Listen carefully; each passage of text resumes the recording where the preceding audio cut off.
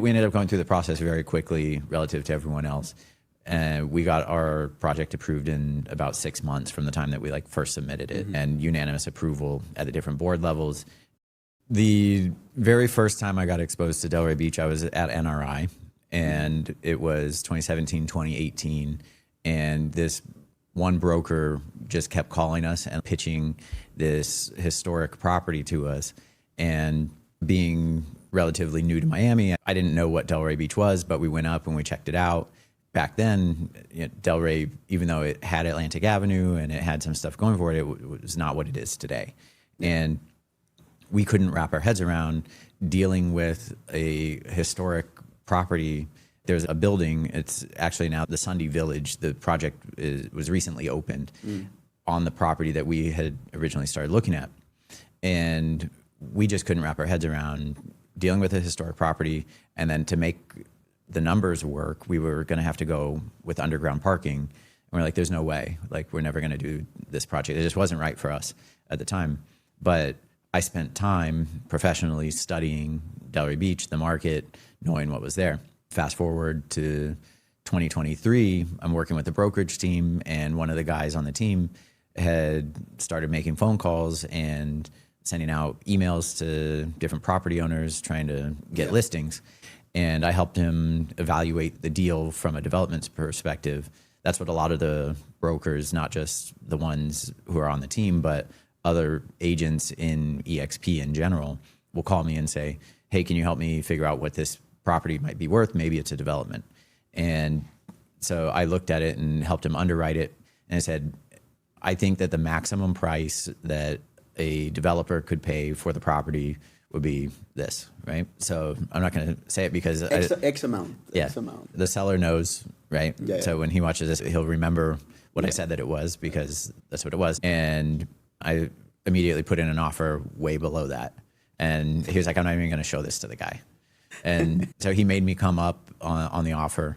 And so I came up, he presented it, and then we had a little bit of negotiation, and I increased the price again, and still got what I think is a very good price for the land. Yeah.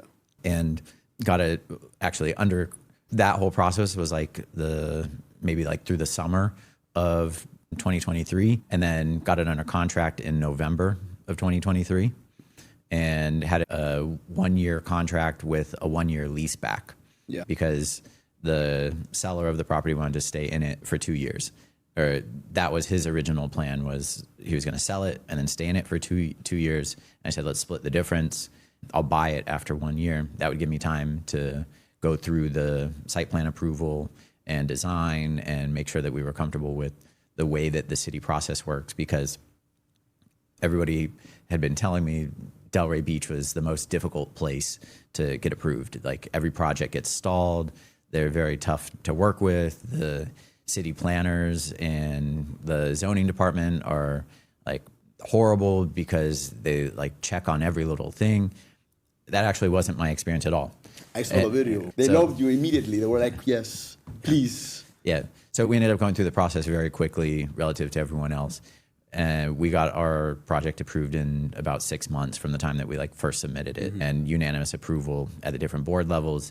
And a lot of that was that knowledge of the fact that Delray Beach was going to be checking on anything that we were asking for that was outside of the normal process and normal code.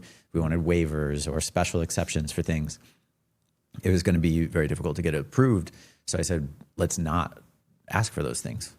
Why don't we just think around the box? Yeah, why don't we just design a building that the city will approve, that I know that buyers are going to want, and then we'll just go through faster. Just follow the checklist. That's simple. Yeah. And I think that part of this comes from, like I said, I've always been the one that reads the instructions first. Yeah, you read the terms and conditions. Yeah. So I read the city code, and I told our architect, I said, hey, let's do this and this and go through the process easily. Yeah. And so that's what we did. And we went through quickly and easily, and we're now going to be getting our permits to actually start the real construction at the beginning of next year. Yeah. And yeah, it really has not been that difficult of a process. And the people in the city of Delray, who are in the administrative staff and also on the boards, were not difficult to work with either. So it's actually been good, and I'm looking forward to doing additional projects.